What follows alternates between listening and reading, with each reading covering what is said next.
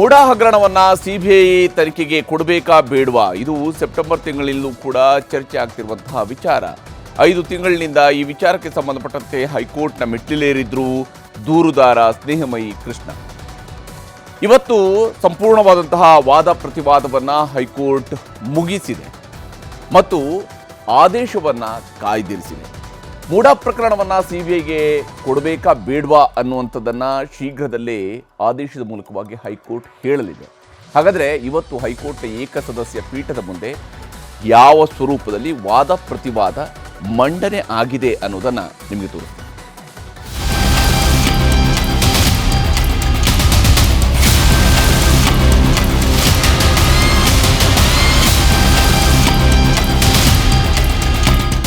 ಮುಖ್ಯಮಂತ್ರಿ ಸಿದ್ದರಾಮಯ್ಯ ಅವರಿಗೆ ಮುಡಾ ಆರೋಪದ ಬಿಸಿ ಇನ್ನೂ ತಪ್ಪಿಲ್ಲ. ಸಿಎಂ ಪತ್ನಿ ಪಡೆದಿದ್ದ 14 ಸೈಟುಗಳನ್ನು ಹಿಂತಿರುಗಿಸಿದ್ರೂ ಮುಡಾ ತಲೆಬಿಸಿ ಮಾತ್ರ ಕಿಂಚಿತ್ತೂ ಕಮ್ಮಿಯಾಗಿಲ್ಲ. ಅದರಲ್ಲೂ ಮುಡಾ ಹಗರಣದಲ್ಲಿ ಸಿಬಿಐ ತನಿಖೆ ನಡೆಸುವಂತೆ ಮಾಡಬೇಕು ಎನ್ನುವುದು ದೂರುದಾರ ಸ್ನೇಹಮಯಿ ಕೃಷ್ಣ ಪ್ರಯತ್ನ. ಸಿಬಿಐ ಕುಣಿಕೆಯಿಂದ ತಪ್ಪಿಸಿಕೊಳ್ಳಬೇಕು ಅನ್ನೋದು ಸಿಎಂ ಸಿದ್ದರಾಮಯ್ಯ ಶತಪ್ರಯತ್ನ. ಇಂದು ಧಾರವಾಡದ ಹೈಕೋರ್ಟ್ ಪೀಠದಲ್ಲಿ ನ್ಯಾಯಮೂರ್ತಿ ನಾಗಪ್ರಸನ್ನ ಸಮ್ಮುಖದಲ್ಲಿ ಸಿಬಿಐ ತನಿಖೆಗೆ ಒಪ್ಪಿಸುವ ವಿಚಾರದಲ್ಲಿ ವಿಸ್ತೃತ ವಾದ ಪ್ರತಿವಾದ ನಡೆದಿದೆ. ಎರಡೂ ಕಡೆಯ ವಾದ ಆಲಿಸಿರುವ ಹೈಕೋರ್ಟ್ ಆದೇಶ ಕಾಯ್ದಿರಿಸಿದೆ. ಮುಡಾ ಕೇಸ್ ಸಿಬಿಐಗೆ ಕೊಡಬೇಕಾ ಬೇಡವಾ? ಬರೋಬ್ಬರಿ 5 ಗಂಟೆಗಳ ಕಾಲ ವಾದ ಪ್ರತಿವಾದ. ಸೆಪ್ಟೆಂಬರ್ 25ರಂದು ಮುಡಾದಲ್ಲಿ ಸಿಎಂ ಪತ್ನಿಗೆ 14 ಸೈಟು ಹಂಚಿಕೆ ಮಾಡಿದ್ದ ಪ್ರಕರಣದಲ್ಲಿ ಸಿದ್ದರಾಮಯ್ಯ ವಿಚಾರಣೆಗೆ ರಾಜ್ಯಪಾಲರು ನೀಡಿದ್ದ ಅನುಮತಿಯನ್ನ ಹೈಕೋರ್ಟ್ ಎತ್ತಿ ಹಿಡಿದಿತ್ತು. ಅದಾದ ನಂತರ ಜನಪ್ರತಿನಿಧಿಗಳ ನ್ಯಾಯಾಲಯ ಸಿಎಂ ಮೇಲೆ ಎಫ್ಐಆರ್ ಹಾಕಿ ತನಿಖೆ ನಡೆಸುವಂತೆ ಲೋಕಾಯುಕ್ತ ಪೊಲೀಸರಿಗೆ ಸೂಚಿಸಿದ್ರು. ಆದರೆ ಜನಪ್ರತಿನಿಧಿಗಳ ಕೋರ್ಟ್ ಆದೇಶ ನೀಡಿದ 2ನೇ ದಿನಕ್ಕೆ ಲೋಕಾಯುಕ್ತ ತನಿಖೆ ಬೇಡ, ಪ್ರಕರಣವನ್ನ ಸಿಬಿಐಗೆ ವಹಿಸಿ ಅಂತ ಹೈಕೋರ್ಟ್ ಮೆಟ್ಟಿಲೇರಿದ್ದರು. ಇಂದು ಅಂತಿಮವಾಗಿ ಹೈಕೋರ್ಟ್ನಲ್ಲಿ ವಿಚಾರಣೆ ಮುಗಿದಿದೆ. ಇವತ್ತು ಇಡೀ ದಿನ ಬದಲಿಗೆ ವಾದ ಪ್ರತಿವಾದಕ್ಕೆ ಹೈಕೋರ್ಟ್ ಜಡ್ಜ್ ನಾಗಪ್ರಸನ್ನ ಅವಕಾಶ ಕೊಟ್ಟರು. ಬೆಳಿಗ್ಗೆ 10:30ಕ್ಕೆ ಶುರುವಾದ ವಾದ ಪ್ರತಿವಾದ ಸಂಜೆ 4 ಗಂಟೆವರೆಗೂ ನಡೆಯಿತು. ಪ್ರತಿಯೊಬ್ಬರಿಗೂ ಹೈಕೋರ್ಟ್ ನ್ಯಾಯಮೂರ್ತಿಗಳು ವಾದ ಮಂಡಿಸಲು ಸಮಯಾವಕಾಶ ಕೊಟ್ಟರು. ಒಂದು ಕಡೆ ಸ್ನೇಹಮಯಿ ಕೃಷ್ಣ ಪರ ಹಿರಿಯ ವಕೀಲ ಮಣೀಂದರ್ ಸಿಂಗ್, ರಾಜ್ಯ ಸರ್ಕಾರದ ಪರವಾಗಿ ಹಿರಿಯ ವಕೀಲ ಕಪಿಲ್ ಸಿಬಲ್, ಸಿದ್ದರಾಮಯ್ಯನವರ ಪರವಾಗಿ ಹಿರಿಯ ವಕೀಲ ಅಭಿಷೇಕ್ ಮನು ಸಿಂಘ್ವಿ, ಸಿದ್ದರಾಮಯ್ಯ ಬಾಮೈದ ಮಲ್ಲಿಕಾರ್ಜುನ್ ಸ್ವಾಮಿ ಪರವಾಗಿ ಆದಿತ್ಯ ಸೋಂಧಿ ವಾದ ಮಂಡಿಸಿದ್ರೆ, ಭೂಮಾಲೀಕ ದೇವರಾಜು ಪರ ದುಷ್ಯಂತವೇ ಪ್ರತಿವಾದ ಮಂಡಿಸಿದ್ರು. ಮುಖ್ಯಮಂತ್ರಿಗಳೇ ಇಲ್ಲಿ ಪ್ರಮುಖ ಆರೋಪಿ. ಸ್ಥಳೀಯ ಪೊಲೀಸರಿಂದ ದಕ್ಷ ತನಿಖೆ ನಡೆಯಲ್ಲ. ಎಲ್ಲವೂ ಚಾಪೆ ಕೆಳಗೆ ಹಾಕುವ ಪ್ರಯತ್ನ ಆಗಿರುತ್ತೆ. ಸ್ಥಳೀಯ ಸಂಸ್ಥೆ ತನಿಖೆ ನಡೆಸಿದ್ರೂ ನ್ಯಾಯ ಸಿಗಲ್ಲ. ಇಂತಹ ಭಾವನೆ ದೂರುದಾರರಲ್ಲಿ ಬರಬಾರದು. ಬಂದ್ರೆ ತನಿಖಾ ಸಂಸ್ಥೆ ಬದಲಾವಣೆಗೆ ಕೇಳಬಹುದು. ಹಲವು ಕೇಸುಗಳಲ್ಲಿ ಸುಪ್ರೀಂ ಕೋರ್ಟ್ ಆದೇಶವಿದೆ. ನ್ಯಾಯ ಎತ್ತಿ ಹಿಡಿಯಲು ಸಿಬಿಐ ತನಿಖೆ ಅನಿವಾರ್ಯ. ತಪ್ಪು ಮಾಡಿಲ್ಲ ಅಂದರೆ ಯಾಕೆ ಅವ್ರಿಗೆ ಪ್ರಶ್ನೆಗಳು ಮಾಡಿದ್ರು ಅನ್ನೋದು ಮೊದಲು ಅವ್ರು ಉತ್ತರ ಕೊಡಬೇಕು. ನಾನು ಲೋಕಾಯುಕ್ತದಲ್ಲಿ ದೂರು ದಾಖಲು ಮಾಡಿದ ಕೇವಲ 3 ದಿನಗಳಲ್ಲಿ 14 ನಿವೇಶನವನ್ನು ಮುಖ್ಯಮಂತ್ರಿಗಳು ವಾಪಸ್ ಕೊಟ್ಟಿದ್ದಾರೆ. ಒಬ್ಬ ಮುಖ್ಯಮಂತ್ರಿ ಒಬ್ಬ ಸಾಮಾನ್ಯ ವ್ಯಕ್ತಿ ದೂರು ದಾಖಲು ಮಾಡಿದ ತಕ್ಷಣ 60 ಕೋಟಿಗಿಂತ ಹೆಚ್ಚು ಬೆಲೆ ಒಳ ಆಸ್ತಿ ಅಂತ ಹೇಳ್ತಿದ್ದಂಥ ಆಸ್ತಿಯನ್ನು ವಾಪಸ್ ಕೊಡ್ತಾರೆ ಅಂದರೆ ಅರ್ಥ ಮಾಡ್ಕೋಬೇಕು. ಒಬ್ಬ ಸಾಮಾನ್ಯ ವ್ಯಕ್ತಿ ಹೇಳಿದ್ದು ನಿಜ, ಒಬ್ಬ ಮುಖ್ಯಮಂತ್ರಿ ಹೇಳಿದ್ದು ಸುಳ್ಳು ಅಂತ ಸ್ಪಷ್ಟವಾಗಿ ಸಾಬೀತಾಗಿದೆ. ಹೀಗೆ ಸ್ನೇಹಮಯಿ ಪರ ವಕೀಲರ ವಾದದ ಬಳಿಕ ರಾಜ್ಯ ಸರ್ಕಾರದ ಅಡ್ವೊಕೇಟ್ ಜನರಲ್ ಶಶಿಕಿರಣ್ ಶೆಟ್ಟಿ ವಾದಕ್ಕೆ ಅವಕಾಶ ಕೊಟ್ಟರು ಜಡ್ಜ್. ಆದರೆ ಎಜಿ ಶಶಿಕಿರಣ್ ಶೆಟ್ಟಿ ಟೈಮ್ ಕೇಳಿದಾಗ ಜಡ್ಜ್ ಅದಕ್ಕೆ ಅವಕಾಶ ನೀಡಲಿಲ್ಲ. ಎಜಿ ವಾದ ಮಂಡಿಸಬಹುದು. ನನಗೆ ಇನ್ನೂ ಸಮಯ ಬೇಕು. ಸರ್ಕಾರದ ಪರ ಕಪಿಲ್ ಸಿಬ್ಬಲ್ ಇದ್ದಾರೆ, ಅವರಿಗೆ ವಾದಕ್ಕೆ ಅವಕಾಶ ಕೊಡಿ. ಬೆಂಗಳೂರಲ್ಲಿ ವಿಚಾರಣೆಗೆ ಡೇಟ್ ಕೊಡಿ, ಅಲ್ಲಿ ನಾನು ವಾದ ಮಂಡಿಸ್ತೀನಿ. ಇವತ್ತು ವಿಚಾರಣೆ ನಿಗದಿಯಾಗಿದೆ, ಮುಂದೂಡಿಕೆ ಸಾಧ್ಯವಿಲ್ಲ. ವಾದ ಮಾಡೋದಿದ್ರೆ ಮುಗಿಸಿ. ನನ್ನ ವಾದ ಏನೂ ಇಲ್ಲ. ಈಗ ಭೂಮಾಲೀಕರ ಪರ ವಾದ ಮಂಡಿಸಬಹುದು. ನ್ಯಾಯಮೂರ್ತಿಗಳು ಭೂಮಾಲೀಕ ದೇವರಾಜು ಪರ ವಕೀಲ ದುಷ್ಯಂತವೇ ಅವರಿಗೆ ವಾದಕ್ಕೆ ಸೂಚನೆ ಕೊಟ್ಟಾಗ ದವೆ ವಾದ ಮುಂದಿಟ್ರು. ಬೇರೆ ಭೂ ಮಾಲೀಕರಿಂದ ಹಕ್ಕು ಬಿಡುಗಡೆ ಆಗಿದೆ. ನನ್ನ ಕಕ್ಷಿದಾರರ ಪಾತ್ರ ಏನೂ ಇಲ್ಲ. ಯಾವ ಕ್ರಿಮಿನಲ್ ಕೇಸ್ಗಳೂ ಇಲ್ಲ. ಲೋಕಾಯುಕ್ತ ತನಿಖೆಗೆ ಸಹಕರಿಸಿದ್ದಾರೆ. ಸಿಬಿಐ ತನಿಖೆ ನಡೆಸುವ ಅಗತ್ಯ ಇಲ್ಲ. ವ್ಯಕ್ತಿ ಸ್ವಾತಂತ್ರ್ಯವನ್ನ ಪಣಕ್ಕಿಡಲಾಗಿದೆ. ಈ ಅಂಶಗಳನ್ನು ಗಂಭೀರವಾಗಿ ಪರಿಗಣಿಸಿ ಅವರನ್ನ ಕೇಸ್ನಿಂದ ಮುಕ್ತಗೊಳಿಸಿ. ಸಿಬಿಐ ತನಿಖೆ ಬಗ್ಗೆ ನಾವು ನಿರ್ಧರಿಸ್ತೀವಿ. ಆ ಬಗ್ಗೆ ನೀವು ಹೆಚ್ಚು ವಾದಿಸಬೇಕಿಲ್ಲ. ಈಗಷ್ಟೇ ಲೋಕಾಯುಕ್ತ ವರದಿ ಸಿಕ್ಕಿದೆ, ವರದಿ ಪರಿಶೀಲಿಸಿ ನಿರ್ಧಾರ ಮಾಡ್ತೀವಿ. ಹೀಗೆ ಭೂಮಾಲೀಕರಿಗೆ ಚಾಟಿ ಬೀಸಿದ ಹೈಕೋರ್ಟ್ ಜಡ್ಜ್ ಸರ್ಕಾರದ ಪರ ವಾದ ಮಂಡಿಸಬಹುದು ಅಂತ ಹೇಳಿದ್ರು. ಆಗ ಕಪಿಲ್ ಸಿಬಲ್ ವಾದಕ್ಕಿಳಿದ್ರು. ಎಲ್ಲಾ ಪ್ರಕರಣಗಳು ಸಿಬಿಐಗೆ ಅಂತ ಹೋದ್ರೆ ಲೋಕಾಯುಕ್ತ ಕಾರ್ಯನಿರ್ವಹಿಸೋದು ಹೇಗೆ? ಲೋಕಾಯುಕ್ತ ಸ್ವತಂತ್ರ ತನಿಖಾ ಸಂಸ್ಥೆ ಆಗಿದೆ. ಆದರೆ ದೂರುದಾರರು ಲೋಕಾಯುಕ್ತ ಸರ್ಕಾರದ ಹಿಡಿತದಲ್ಲಿದೆ, ರಾಜ್ಯ ಸರ್ಕಾರದ ತಾಳಕ್ಕೆ ಕುಣಿವ ಸಂಸ್ಥೆ ಅಂತಾರೆ. ಹಾಗಿದ್ರೆ ಸಿಬಿಐ ಕೇಂದ್ರ ಸರ್ಕಾರದ ಹಿಡಿತದಲ್ಲಿದೆ. ಸಿಬಿಐ ಸ್ವತಂತ್ರ ತನಿಖಾ ಸಂಸ್ಥೆ ಆಗಲು ಸಾಧ್ಯವೇ? ಸಿಬಿಐ ಪಂಜರದ ಗಿಣಿ ಅಂತ ಸುಪ್ರೀಂ ಕೋರ್ಟ್ ಹೇಳಿದೆ. ಸಿಬಿಐ ಮೇಲಿರುವ ಅನುಮಾನ ಇನ್ನೂ ದೂರವಾಗಿಲ್ಲ. ಹಾಗಾಗಿ ಲೋಕಾಯುಕ್ತ ಪೊಲೀಸರನ್ನ ಸಂಶಯಿಸಬಾರದು. ಸರ್ಕಾರ ಸಿಬಿಐ ತನಿಖೆಗೆ ಸಾಮಾನ್ಯ ಅನುಮತಿ ಹಿಂಪಡೆದಿದೆ. ಹೀಗಾಗಿ ಸಿಬಿಐ ತನಿಖೆ ನಡೆಸುವ ಪ್ರಮೇಯವೇ ಬರಲ್ಲ. ಕಪಿಲ್ ಸಿಬ್ಬಲ್ ವಾದದ ಬಳಿಕ ಅಭಿಷೇಕ್ ಮನು ಸಿಂಘ್ವಿ ವಿಚಾರಣೆಯನ್ನ ನಾಳೆಗೆ ಮುಂದೂಡಿ ಎಂದ್ರು. ಆಗ ಹೈಕೋರ್ಟ್ ನ್ಯಾಯಮೂರ್ತಿಗಳು ಆಗಲ್ಲ, ಊಟದ ಬಳಿಕ ವಾದ ಮಾಡಿ ಮುಗಿಸಿ ಅಂಥೇಳಿ ಊಟಕ್ಕೆ ಬ್ರೇಕ್ ಕೊಟ್ರು.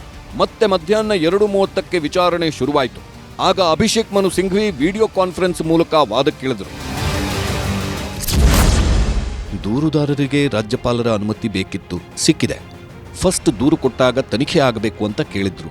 ಲೋಕಾಯುಕ್ತ ತನಿಖೆ ಆಗಬೇಕು ಅಂತ ಮನವಿ ಮಾಡಿದ್ರು. ಕೋರ್ಟ್ಗೂ ಲೋಕಾಯುಕ್ತ ಮೇಲೆ ನಂಬಿಕೆ ಇತ್ತು. ಅದಕ್ಕೆ ಲೋಕಾಯುಕ್ತ ತನಿಖೆಗೆ ಜನಪ್ರತಿನಿಧಿಗಳ ಕೋರ್ಟ್ ಒಪ್ಪಿಸಿತ್ತು. ಆದರೂ ದೂರುದಾರರು ಸಿಬಿಐಗೆ ವಹಿಸಿ ಅಂತಿರೋದು ಯಾಕೆ? ತನಿಖಾ ವರದಿಯನ್ನ ಹೈಕೋರ್ಟ್ ಪರಿಶೀಲನೆ ಮಾಡಲಿ. ಇದು ಸಿಬಿಐ ತನಿಖೆಗೆ ಅರ್ಹವಾದ ಅಪರೂಪದ ಕೇಸಲ್ಲ. ಹೀಗೆ ಅಭಿಷೇಕ್ ಮನು ಸಿಂಘ್ವಿ ವಾದ ಮಾಡಿ ಮುಗಿಸ್ತಿದ್ದಂತೆ ಹೈಕೋರ್ಟ್ ನ್ಯಾಯಮೂರ್ತಿ ಎಂ ನಾಗಪ್ರಸನ್ನ ಅವರ ಪೀಠ ವಾದ ಪ್ರತಿವಾದ ಮುಗಿದಿದ್ದು ಶೀಘ್ರದಲ್ಲೇ ತೀರ್ಪು ನೀಡಲಾಗುವುದು ಎಂದು ಆದೇಶ ಕಾಯ್ದಿರಿಸಿ ವಿಚಾರಣೆ ಮುಕ್ತಾಯಗೊಳಿಸಿದೆ. ಜೊತೆಗೆ ಲೋಕಾಯುಕ್ತ ಪೊಲೀಸರ ಅಂತಿಮ ವರದಿ ಸಲ್ಲಿಕೆಗೂ ಗಡುವು ವಿಸ್ತರಣೆ ಮಾಡಿದೆ. Bureau report, news 18. ಇನ್ನು ಮೂಡಾ ಪ್ರಕರಣವನ್ನ ಸಿಬಿಐಗೆ ವಹಿಸುವ ವಿಚಾರವನ್ನ ಆದೇಶವನ್ನ ಈಗಾಗಲೇ ಹೈಕೋರ್ಟ್ ಕಾಯ್ದಿರಿಸಿದೆ. ಇನ್ನೊಂದು ಕಡೆಯಲ್ಲಿ ಇದೇ ಮೂಡಾ ಹಗರಣದ ಬಗ್ಗೆ ವಿಚಾರಣೆಗೆ ಬನ್ನಿ ಅಂತ ಮುಖ್ಯಮಂತ್ರಿಯವರ ಪತ್ನಿ ಪಾರ್ವತಿಯವರಿಗೆ ಇಡಿ ನೋಟಿಸ್ ಕೊಟ್ಟಿತ್ತು. ಆ ನೋಟಿಸಿನ ಪ್ರಕಾರ ನಾಳೆನೇ ಅವರು ವಿಚಾರಣೆಯೂ ಕೂಡ ಹಾಜರಾಗಬೇಕಾಗಿತ್ತು. ಆದರೆ ಹೈಕೋರ್ಟ್ ಇಡಿ ವಿಚಾರಣೆಗೆ ಫೆಬ್ರವರಿ 10ರವರೆಗೆ ತಡೆ ನೀಡಿದೆ. ಇದೆಲ್ಲದರ ಮಧ್ಯೆ ಇಡಿ ವಿಚಾರಣೆಗೆ ನೋಟಿಸ್ ಕೊಟ್ಟಿರುವಂಥದ್ದು ಬಿಜೆಪಿ ಮತ್ತು ಕಾಂಗ್ರೆಸ್ ನಡುವೆ ರಾಜಕೀಯ ವಾಗ್ಯುದ್ಧಕ್ಕೂ ಕೂಡ ಕಾರಣವಾಗಿದೆ. ಇಡಿ ಇಕ್ಕಳದಲ್ಲಿ ಸಿಎಂ ಪತ್ನಿ ಸಚಿವ ಬೈರತಿ. ಹೈಕೋರ್ಟ್ನಿಂದ ಇಬ್ಬರಿಗೂ ಸ್ವಲ್ಪ ರಿಲೀಫ್.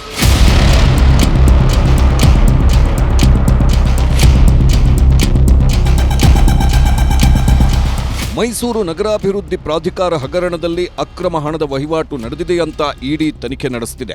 ಇದೇ ವಿಚಾರದಲ್ಲಿ ಮಾಹಿತಿ ಸಂಗ್ರಹಿಸಬೇಕು, ವಿಚಾರಣೆಗೆ ಬನ್ನಿ ಅಂತ ಜಾರಿ ನಿರ್ದೇಶನಾಲಯ ಸಿಎಂ ಪತ್ನಿ ಪಾರ್ವತಿ ಸಿದ್ದರಾಮಯ್ಯರಿಗೆ ಮತ್ತು ಸಚಿವ ಬೈರತಿ ಸುರೇಶ್ಗೆ ನೋಟಿಸ್ ನೀಡಿತ್ತು.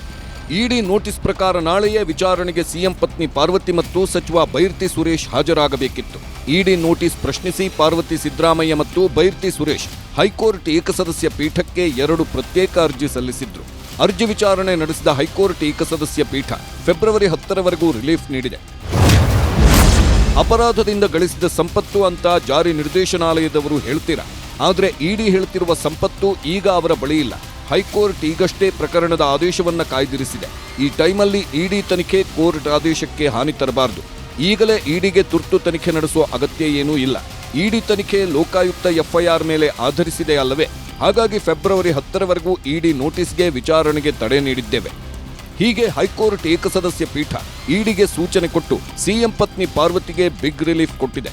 ಸಿಎಂ ಪತ್ನಿ ಜೊತೆ ಸಚಿವ ಬೈರತಿ ಸುರೇಶ್ ಮತ್ತು ಮುಡಾ ಮಾಜಿ ಆಯುಕ್ತ ಡಾಕ್ಟರ್ ನಟೇಶ್ಗೂ ಇಡಿ ವಿಚಾರಣೆಯಿಂದ ಸದ್ಯಕ್ಕೆ ಹೈಕೋರ್ಟ್ ರಿಲೀಫ್ ನೀಡಿದೆ.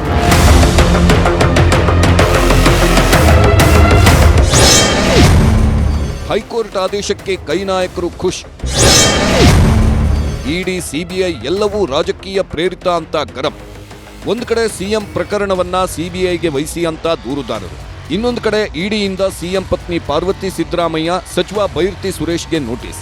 ಎಲ್ಲವೂ ಕೇಂದ್ರ ಸರ್ಕಾರದ ಕೈವಾಡವಿದ್ದು ರಾಜಕೀಯಕ್ಕಾಗಿ ಮಾಡಿಸ್ತಿರೋದು ಅನ್ನೋದು ಕಾಂಗ್ರೆಸ್ ನಾಯಕರ ಆಕ್ರೋಶ. ಆದರೆ ಬಿಜೆಪಿ ನಾಯಕರು ಹೇಳ್ತಿರೋದೇ ಬೇರೆ. ಇಡಿ ನೋಟಿಸ್ ಕೊಟ್ಟಿರೋದಕ್ಕೆ ಡಿಕೆ ಶಿವಕುಮಾರ್ ಖುಷಿಯಾಗಿದ್ದಾರೆ ಅಂತ ವಿಜಯೇಂದ್ರ. ಸಿಎಂ ರಾಜೀನಾಮೆ ಕೊಟ್ಟು ತನಿಖೆ ಎದುರಿಸಲಿ ಅಂದ್ರು ಸಂಸದ Yaduveer. I am telling you, any two institutions can't do it on a same issue. There are various judgments. In ನನ್ನ ಕೇಸಲ್ಲೂ ಸಿಬಿಐಯು ಅದೇ ಮಾಡ್ತಾ ಇತ್ತು, ಇಡಿನೂ ಅದೇ ಮಾಡ್ತಾ ಇತ್ತು.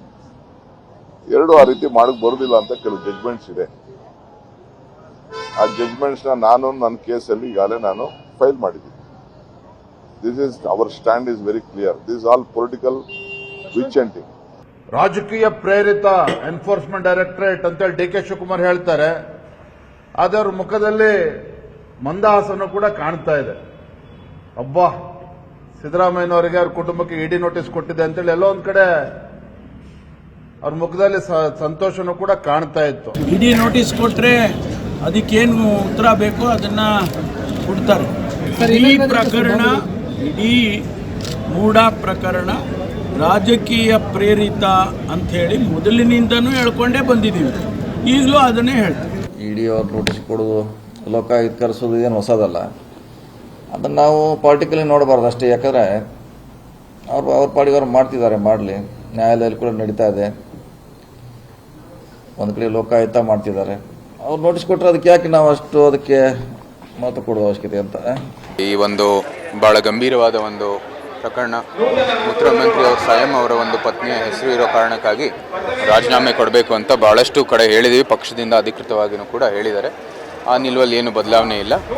ಮುಡಾ ಪ್ರಕರಣದಲ್ಲಿ ರಾಜಕೀಯ ಇದೆಯೋ ಇಲ್ವೋ, ಮುಖ್ಯಮಂತ್ರಿಗಳ ಪಾತ್ರ ಇದೆಯೋ ಇಲ್ವೋ, ಹಗರಣದಲ್ಲಿ ಯಾರ್ಯಾರು ಭಾಗಿಯಾಗಿದ್ದಾರೆ ಅನ್ನೋದನ್ನ ಕೋರ್ಟ್ ತೀರ್ಮಾನಿಸಲಿದೆ. ಆದರೆ ಹೊಸ ವಿಷಯ ಏನಂದ್ರೆ, ಇಡಿ ಅಧಿಕಾರಿಗಳು ಕೋರ್ಟ್ ವಾದ ಪ್ರತಿವಾದದ ಮಧ್ಯೆನೇ ಮೈಸೂರು ನಗರಾಭಿವೃದ್ಧಿ ಪ್ರಾಧಿಕಾರದಿಂದ ಇನ್ನಷ್ಟು ವಿವರಣೆ ಕೇಳಿದ್ದಾರಂತೆ. ಈ ಹಿಂದೆ ಜಾರಿ ನಿರ್ದೇಶನಾಲಯ ವಶಕ್ಕೆ ಪಡೆದಿರುವ 300 ಕೋಟಿ ಮೌಲ್ಯದ 142 ಸೈಟುಗಳನ್ನು ಯಾರಿಗೂ ಹಂಚಬಾರದು. ಹಾಗೆ ಹೆಚ್ಚುವರಿಯಾಗಿ ಕೇಳಿರುವ 631 ಸೈಟುಗಳ ಬಗ್ಗೆ ಸಂಪೂರ್ಣ ವರದಿಯನ್ನು ಕೊಡಿ ಅಂತ ಕೇಳಿದ್ಯಂತೆ. ಏನೇ ಆಗಲಿ, ಸ್ವಲ್ಪ ದಿನದಿಂದ ತಣ್ಣಗಾಗಿದ್ದ ಮುಡಾ ಹಗರಣ ಈಗೀಗ ಜೋರಾಗೆ ಸದ್ದು ಮಾಡೋಕೆ ಶುರು ಮಾಡಿದೆ. ಸಿದ್ದರಾಮಯ್ಯನವರಿಗೆ ರಾಜಕೀಯ ವಿರೋಧಿಗಳ ಆತಂಕ. ಮುಡಾ ಪ್ರಕರಣದಲ್ಲಿ ಸಿಬಿಐ ತನಿಖೆಗೆ ಹೈಕೋರ್ಟ್ ಒಪ್ಪಿದ್ರೆ ಏನಪ್ಪಾ ಅನ್ನೋ ಆತಂಕ. ಎಲ್ಲದರ ಮಧ್ಯೆ ಯಾವತ್ತೂ ಸುದ್ದಿಯಾಗದೆ ಸದ್ದಿಲ್ಲದೆ ತಮ್ಮ ಪಾಡಿಗೆ ತಾವಿದ್ದ ಸಿಎಂ ಪತ್ನಿ ಪಾರ್ವತಿ ಅವರು ಕೋರ್ಟು ಕಚೇರಿ ತನಿಖೆ ಎದುರಿಸಬೇಕಾಗಿದೆಯಲ್ಲ ಅನ್ನೋ ಬೇಸರ. ಮುಂದೇನಾಗುತ್ತೆ ಅನ್ನೋ ಚಿಂತೆ ಮುಖ್ಯಮಂತ್ರಿ ಸಿದ್ದರಾಮಯ್ಯರನ್ನ ಕಾಡ್ತಿದೆ.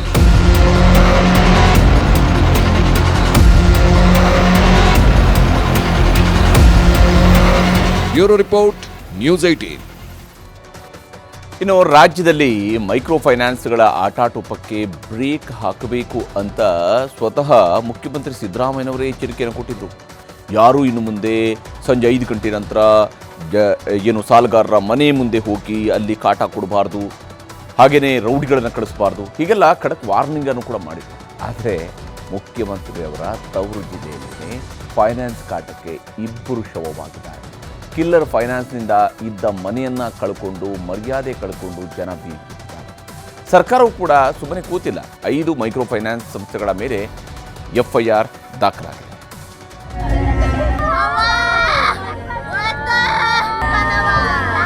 ಇವರು ಬಂದು ಸೀಜ್ ಮಾಡಿದ್ರು ಸ್ವಾಮಿ.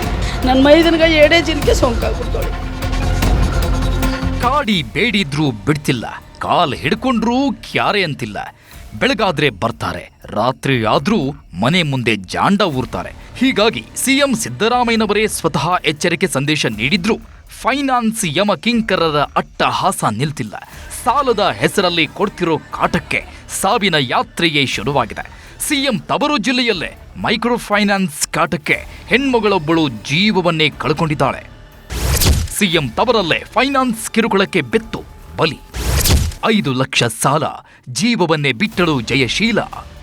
ಮೈಕ್ರೋ ಫೈನಾನ್ಸ್ಗೆ ಅಂಕುಶ ಬೀಳೋ ಹಾಗೆ ಕಾಣ್ತಿಲ್ಲ ಬಿಡಿ. ಸರ್ಕಾರಕ್ಕೆ ಡೋಂಟ್ ಕೇರ್ ಅಂತಿದ್ದಾರೆ ಅಂದ್ರೆ ಏನ್ ಹೇಳ್ಬೇಕು ಹೇಳಿ. ಈ ಹೆಣ್ಮಗಳ ಹೆಸರು ಜಯಶೀಲ ಅಂತ. ನಂಜನಗೂಡಿನ ಅಂಬಳೆ ಗ್ರಾಮದ ನಿವಾಸಿ. ಹಸು ಸಾಕೋದಕ್ಕೆ ಅಂತ 3 ಫೈನಾನ್ಸ್ನಲ್ಲಿ 5 ಲಕ್ಷ ಸಾಲ ಮಾಡಿ ಹಸುವೊಂದನ್ನ ಖರೀದಿಸಿದ್ರು. ಆ ಹಸುವಿನ ಹಾಲಲ್ಲೇ ಜೀವನ ಸಾಗಿಸ್ತಿದ್ರು. ದುರಂತ ಅಂದ್ರೆ ಸಾಲ ಮಾಡಿ ತಂದಿದ್ದ ಹಸುವೇ ಸಾವನ್ನಪ್ಪಿದೆ. ಹೀಗಾಗಿ ಕಂತು ಕಟ್ಟೋದಕ್ಕಾಗದೆ ಪರದಾಡ್ತಿದ್ರು. ನಿತ್ಯವೂ ಮನೆಗೆ ಬರ್ತಿದ್ದ ಫೈನಾನ್ಸ್ ಸಿಬ್ಬಂದಿ ನಮ್ಮ ಹಣ ಕಟ್ಟದಿದ್ರೆ ಮನೆ ಜಪ್ತಿ ಮಾಡೋದಾಗಿ ಬೆದರಿಕೆ ಹಾಕಿದ್ರು. ಹೀಗಾಗಿ ಮನನೊಂದ ಜಯಶೀಲ ಸಾವಿನ ಮನೆ ಸೇರಿದ್ದಾಳೆ. ಹಸು ಇತ್ತೀಚೆಗೆ ಸಾವನ್ನಪ್ಪಿರುತ್ತದೆ. ಇದೆಲ್ಲ ಮನನೊಂದು ರೈತ ಮಹಿಳೆ ತಮ್ಮ ಮನೆಯೊಂದು ಜಮೀನಿನಲ್ಲಿ ಮಾತ್ರೆಗಳು, ವಿಷಾದ ಮಾತ್ರೆಗಳನ್ನು ತೆಗೆದುಕೊಂಡು ಆತ್ಮಹತ್ಯೆ ಮಾಡಿಕೊಂಡಿರ್ತಾರೆ. ಇದಕ್ಕೆ ಸರ್ಕಾರ ಕೂಡಲೇ ಅವ್ರಿಗೆ ಪರಿಹಾರ ಕೊಡಿಸಬೇಕೆಂದು ನಾನು ಕೇಳಿಕೊಳ್ಳುತ್ತೇನೆ.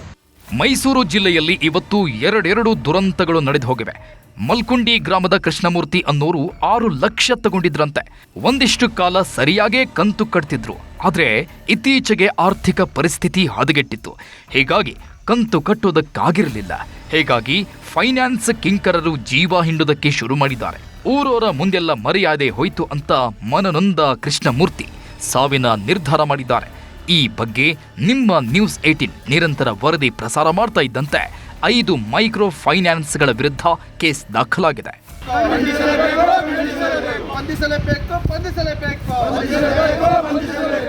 ಸಾಲದ ಶೂಲ ಯಾರನ್ನೂ ಬಿಡೋ ಲಕ್ಷಣ ಕಾಣಿಸ್ತಿಲ್ಲ. ದಾವಣಗೆರೆಯ ಹೊನ್ನಾಳಿಯ ದಂಪತಿ ಬರೋಬ್ಬರಿ 38 ಲಕ್ಷ ಮಾಡ್ಕೊಂಡಿದ್ರು. ಗಂಡ ಹೆಂಡತಿ ಇಬ್ರು ಸರ್ಕಾರಿ ಶಾಲೆ ಶಿಕ್ಷಕರಾಗಿದ್ದರಿಂದ ಮನೆ ಕಟ್ಟಬೇಕು ಅಂತ ಫೈನಾನ್ಸ್ನಲ್ಲಿ ಲಕ್ಷ ಸಾಲ ಪಡೆದಿದ್ರು. ಯಾವಾಗ ಸಾಲ ಕೊಟ್ಟವರು ಮನೆ ಮುಂದೆ ಬಂದು ಜೀವ ಹಿಂಡೋದಕ್ಕೆ ಶುರು ಮಾಡಿದ್ರು, ಶಿಕ್ಷಕಿ ಪುಷ್ಪಲತಾ ನದಿಗೆ ಹಾರಿ ಪ್ರಾಣ ಬಿಟ್ಟಿದ್ದಾರೆ. 1 ವರ್ಷದಿಂದ ಮನೆ ಸೀಸ್, ಬದುಕು ನರಕ. ಮೈಕ್ರೋ ಫೈನಾನ್ಸ್ ಕಂಪನಿಯ ಕರಾಳ ಕಥೆಗಳು ಒಂದೆರಡಲ್ಲ. ಚಾಮರಾಜನಗರದ ಕಾಮಗೆರೆಯಲ್ಲಿ ವಾಸ ಮಾಡ್ತಿದ್ದ ಈ ಕುಟುಂಬವನ್ನ ಉಟ್ಟ ಬಟ್ಟೆಯಲ್ಲೇ ಹೊರಹಾಕಿದ್ದಾರೆ. ಸ್ವಂತ ಮನೆಯಿದ್ರೂ 1 ವರ್ಷದಿಂದ ಸಂಬಂಧಿಕರ ಮನೆಯಲ್ಲಿ ಕಾಲ ಕಳೆದಿದ್ದಾರೆ. 2017ರಲ್ಲಿ ಖಾಸಗಿ ಫೈನಾನ್ಸ್ನಿಂದ 10 ಲಕ್ಷ ಸಾಲ ಪಡೆದಿದ್ರು. ಈಗಾಗಲೇ 11 ಲಕ್ಷ ಮರುಪಾವತಿ ಸಹ ಮಾಡಿದ್ದಾರೆ. ಆದರೆ ಇನ್ನೂ 14 ಲಕ್ಷ ಕಟ್ಟಬೇಕು ಅಂತ ಮನೆಯನ್ನೇ ಸೀಸ್ ಮಾಡಿದ್ದಾರಂತೆ. ಮೈಕ್ರೋ ಫೈನಾನ್ಸ್ನವರು ಕೊಡ್ತಿರೋ ಕಾಟಕ್ಕೆ ತುಮಕೂರಿನ ದೊಡ್ಡ ಹೊಸಳ್ಳಿ ಜನ ಊರು ಬಿಡೋ ಪರಿಸ್ಥಿತಿ ಬಂದಿದ್ದಾರೆ. ಹಳ್ಳಿ ಜನರ ಮುಗ್ಧತೆಯನ್ನೇ ಬಂಡವಾಳ ಮಾಡಿಕೊಂಡ ಪ್ರತಾಪ್ ಹಾಗೂ ಈತನ ಪತ್ನಿ ರತ್ನಮ್ಮ 35 ಜನರ ಆಧಾರ್ ಕಾರ್ಡ್ ಪಡೆದು 50 ಲಕ್ಷಕ್ಕೂ ಹೆಚ್ಚು ಸಾಲ ಮಾಡಿದ್ದಾರೆ. ಯಾವಾಗ ಕಂತೆ ಹಣ ಕೈಗೆ ಬಂತು, ಗಂಡ ಹೆಂಡತಿ ಎಸ್ಕೇಪ್ ಆಗಿದ್ದಾರೆ. ಈಗ ದಿಕ್ಕು ಕಾಣದಂತಾದ ಬಡಪಾಯಿಗಳು ಸಾಲ ಕಟ್ಟೋದಕ್ಕಾಗದೆ ಪರದಾಡ್ತಿದ್ದಾರೆ. ಫೈನಾನ್ಸ್ ಕಾಟ, ಕೈ ಕಮಲ ಕಿತ್ತಾಟ. ಮೈಕ್ರೋ ಫೈನಾನ್ಸ್ ಕಾಟಕ್ಕೆ ಈ ವಿಷಯವಾಗಿ ರಾಜಕೀಯ ಜಂಗಿ ಕುಸ್ತಿಯೂ ಜೋರಾಗ್ತಿದೆ. ಈ ಬಗ್ಗೆ ಮಾತನಾಡಿದ ಕೇಂದ್ರ ಸಚಿವ ಪ್ರಹ್ಲಾದ್ ಜೋಶಿ, ರಾಜ್ಯ ಸರ್ಕಾರ ಭ್ರಷ್ಟಾಚಾರದಲ್ಲಿ ಮುಳುಗೋಗಿದೆ, ಹೀಗಾಗಿ ಫೈನಾನ್ಸ್ನವರನ್ನ ಕಂಟ್ರೋಲ್ ಮಾಡೋದಕ್ಕಾಗ್ತಿಲ್ಲ ಅಂತ ಕಿಡಿಕಾರಿದ್ರು. ಇದಕ್ಕೆ ರಿಯಾಕ್ಟ್ ಮಾಡಿದ ಗೃಹ ಸಚಿವ ಪರಮೇಶ್ವರ್, ಸಾಲದ ಹೆಸರಲ್ಲಿ ಯಾರೇ ಕಿರುಕುಳ ಕೊಟ್ಟರೂ ದೂರು ಕೊಡಿ ಎಂದಿದ್ದಾರೆ. ಮತ್ತು ಅನ್ರಿಜಿಸ್ಟರ್ಡ್ ಫೈನಾನ್ಸ್ ಕಂಪನಿಗಳು ಭಾಳ ಇದ್ದಾವೆ. NBFCಯಲ್ಲೂ ಅವು ಕವರ್ ಆಗ್ತಾ ಇಲ್ಲ. ಹೀಗಾಗಿ ರಾಜ್ಯ ಸರ್ಕಾರದ ಪ್ರೈಮರಿ ಜವಾಬ್ದಾರಿ ಇದೆ, ಇದನ್ನು ಕಟ್ಟುನಿಟ್ಟಾಗಿ ಕಂಟ್ರೋಲ್ ಮಾಡಬೇಕು. ಮತ್ತು ಇದರಲ್ಲಿ ಭ್ರಷ್ಟಾಚಾರ ಆಗ್ತಾ ಇದೆ. ಅವರಿಗೆ ಲೈಸೆನ್ಸ್ಗಳಿರೋದಿಲ್ಲ, ಅಂತವ್ರು ಯಾರಾದ್ರೂ ಮಾಡಿದ್ರೆ ತಕ್ಷಣ ಹಿಡಿದವ್ರನ್ನ ಒಳಗಾಕ್ತೀವಿ. ಯಾರಾದ್ರೂ ಕೂಡ ಅನಧಿಕೃತವಾಗಿ ಈ ರೀತಿ ಮೈಕ್ರೋ ಫೈನಾನ್ಸ್ ಮಾಡಿ ಜನಗಳಿಗೆ ಮೋಸ ಮಾಡಿದ್ರೆ ಅವ್ರನ್ನ ಹಿಡಿದು ಒಳಗಾಕ್ಬೇಕು, ಕೇಸ್ ಮಾಡಬೇಕು ಅಂತೇಳಿ ಈಗಾಗಲೇ ಸೂಚನೆ ಕೊಟ್ಟಿದ್ದೇವೆ. ಒಟ್ನಲ್ಲಿ ಸಿಎಂ ಎಚ್ಚರಿಕೆ ಸಂದೇಶದ ನಂತರವೂ ಮೈಕ್ರೋ ಫೈನಾನ್ಸ್ನವರು ಕಾಟ ಕೊಡೋದು ನಿಲ್ಲಿಸ್ತಾ ಇಲ್ಲ. ಹೀಗಾಗಿ ಈಗಲೇ ಕಟ್ಟುನಿಟ್ಟಿನ ಕಾನೂನು ತಂದ್ರೆ ಸರಿ, ಇಲ್ದಿದ್ರೆ ಇನ್ನಷ್ಟು ಹೆಣ ಬೀಳೋದ್ರಲ್ಲಿ ಅನುಮಾನವಿಲ್ಲ. Bureau report, news 18. ದೆಹಲಿ ವಿಧಾನಸಭೆ ಚುನಾವಣೆಯ ಪ್ರಚಾರ ಅಬ್ಬರವನ್ನು ಪಡ್ಕೊಳ್ತಾ ಇದೆ. ಈಗಾಗಲೇ ಅಧಿಕಾರಕ್ಕೆ ಇರುವುದಕ್ಕಾಗಿ ಆಪ್ ಮತ್ತು ಬಿಜೆಪಿ ನಡುವೆ ನೇರವಾದಂತಹ ಜಂಗಿ ಕುಸ್ತಿ ಶುರುವಾಗಿದೆ. ಮತದಾರರಿಗೆ ಗ್ಯಾರಂಟಿಗಳ ಮೇಲೆ ಗ್ಯಾರಂಟಿಗಳ ಭರವಸೆಗಳು ಈಗ ಸಿಗ್ತಾ ಇದ್ದಾವೆ. ಕೇವಲ ಗ್ಯಾರಂಟಿ ಘೋಷಣೆ ಮಾತ್ರ ಅಲ್ಲ, ಯಮುನಾ ನದಿ ವಿಚಾರದಲ್ಲೂ ಕೂಡ ಈಗ ದೊಡ್ಡ ಮಟ್ಟದ ಕೆಸರೆರಚಾಟ ಶುರುವಾಗಿದೆ.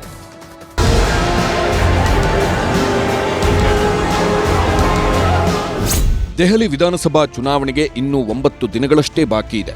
ಅಧಿಕಾರಕ್ಕೇರಲು ರಾಜಕೀಯ ಪಕ್ಷಗಳು ಭರ್ಜರಿ ಭರವಸೆಗಳನ್ನು ಘೋಷಿಸಿವೆ. ಬಿಜೆಪಿ ಆಮ್ ಆದ್ಮಿ ಪಕ್ಷದ ನಡುವೆ ತೀವ್ರ ಪೈಪೋಟಿ ಇದ್ದು, ಕಡೆ ಕ್ಷಣದಲ್ಲಿ ಮತದಾರರ ಮನಗೆಲ್ಲಲು ಕಸರತ್ತು ಮಾಡುತ್ತಿವೆ. 2 ದಿನಗಳ ಹಿಂದೆಯಷ್ಟೇ ಕೇಂದ್ರ ಗೃಹ ಸಚಿವ ಅಮಿತ್ ಶಾ ಬಿಜೆಪಿ ಸಂಕಲ್ಪ ಪತ್ರ ರಿಲೀಸ್ ಮಾಡಿದ್ರು. ನಿರಾಶ್ರಿತರ ಕಾಲೋನಿ ಜನರಿಗೆ ಮಾಲೀಕತ್ವದ ಹಕ್ಕು ಕೊಡ್ತೀವಿ, 13,000 ಸೀಲ್ ಮಾಡಿದ ಅಂಗಡಿಗಳನ್ನು ಪುನಃ ತೆಗೆಸ್ತೀವಿ, ದೆಹಲಿಯಲ್ಲಿ 50,000 ಸರ್ಕಾರಿ ಉದ್ಯೋಗಗಳನ್ನು ಸೃಷ್ಟಿ ಮಾಡ್ತೀವಿ, 20 ಲಕ್ಷ ಸ್ವಯಂ ಉದ್ಯೋಗಾವಕಾಶ ಸೃಷ್ಟಿಸ್ತೀವಿ, 20,000 ಕೋಟಿ ಹೂಡಿಕೆ ಮಾಡ್ತೀವಿ ಅಂತೆಲ್ಲ ಹೇಳಿದ್ರು. ಜೊತೆಗೆ ಯಮುನಾ ನದಿಯನ್ನ 3 ವರ್ಷಗಳಲ್ಲಿ ಸ್ವಚ್ಛ ಮಾಡ್ತೀವಿ ಅಂತಾನೂ ಗುಡುಗಿದ್ರು. साबरमती रिवर फ्रंट की तर्ज पर यमुना रिवर फ्रंट का विकास हम करेंगे और केजरीवाल जी को भी मैं निमंत्रण देना चाहता हूं, हमारी सरकार बन जाए उसके 3 साल बाद परिवार के साथ डुबकी लगा देना भैया, यमुना को हम स्वच्छ भी कर देंगे. ಸರ್ಕಾರ ರಚನೆಯಾದ 3 ವರ್ಷಗಳಲ್ಲಿ ಯಮುನಾ ನದಿ ಸ್ವಚ್ಛ ಮಾಡುವುದಾಗಿ ಘೋಷಿಸಿದ್ರು. ಈಗ ಕೇಜ್ರಿವಾಲ್ ಕೂಡ ಯಮುನೆ ಹಿಂದೆ ಬಿದ್ದಿದ್ದು ಮಲಿನವಾಗಿರುವ ನದಿ ಸ್ವಚ್ಛ ಮಾಡುವ ವಾಗ್ದಾನ ನೀಡಿದ್ದಾರೆ. ಅಷ್ಟೇ ಅಲ್ಲ, ದೆಹಲಿಗೆ ಹರಿಯುವ ಯಮುನಾ ನದಿಯ ನೀರಿಗೆ ಹರಿಯಾಣದಲ್ಲಿ ಬಿಜೆಪಿ ಸರ್ಕಾರ ವಿಷ ಬೆರೆಸುತ್ತಿದೆ ಅಂತ ಕೇಜ್ರಿವಾಲ್ ಗಂಭೀರ ಆರೋಪ ಮಾಡಿದ್ದಾರೆ.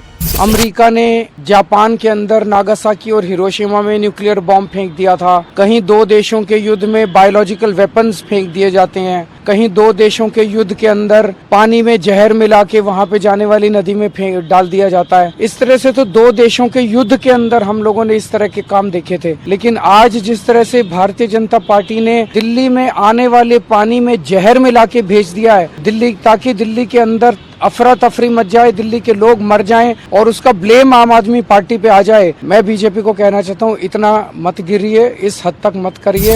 ದೆಹಲಿ ವಿಧಾನಸಭೆ ಚುನಾವಣೆಗೆ ಆಮ್ ಆದ್ಮಿ ಪಕ್ಷದ ಮುಖ್ಯಸ್ಥ ಅರವಿಂದ್ ಕೇಜ್ರಿವಾಲ್ ಇವತ್ತು 15 ಭರವಸೆಗಳ ಗ್ಯಾರಂಟಿ ಕಾರ್ಡ್ ಬಿಡುಗಡೆ ಮಾಡಿದ್ರು.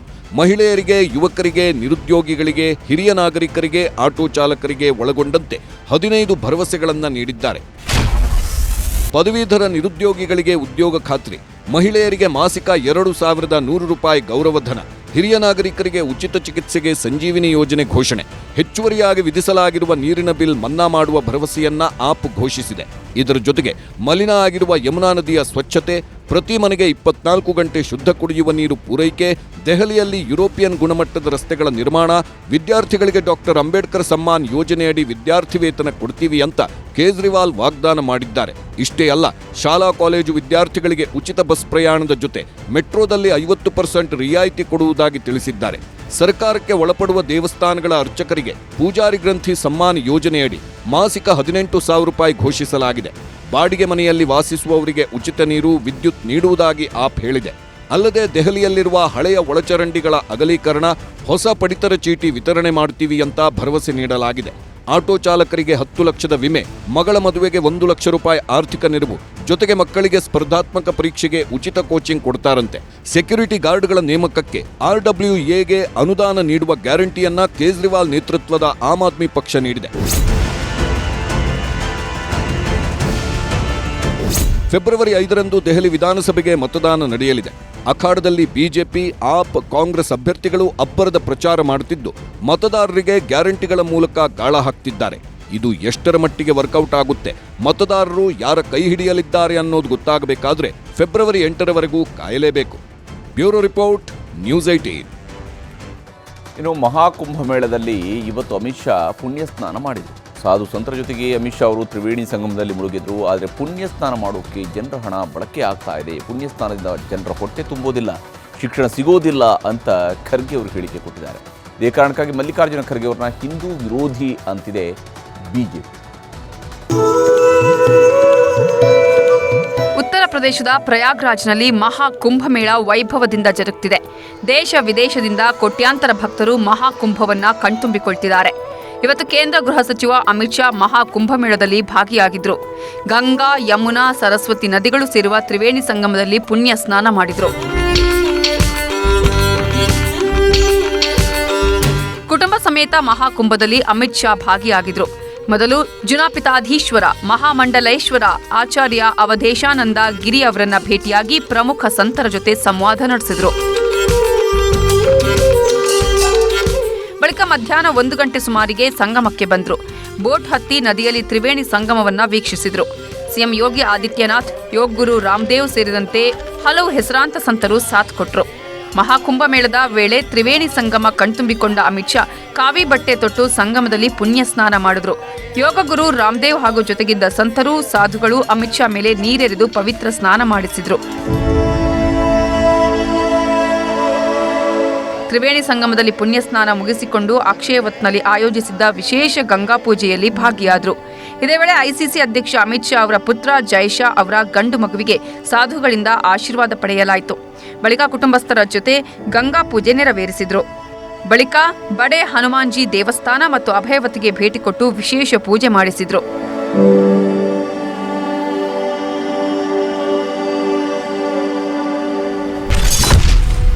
ಸಂಗಮದಲ್ಲಿ ಮಿಂದೆದ್ರೆ ಬಡತನ ನಿರ್ಮೂಲನೆಯಾಗುತ್ತಾ?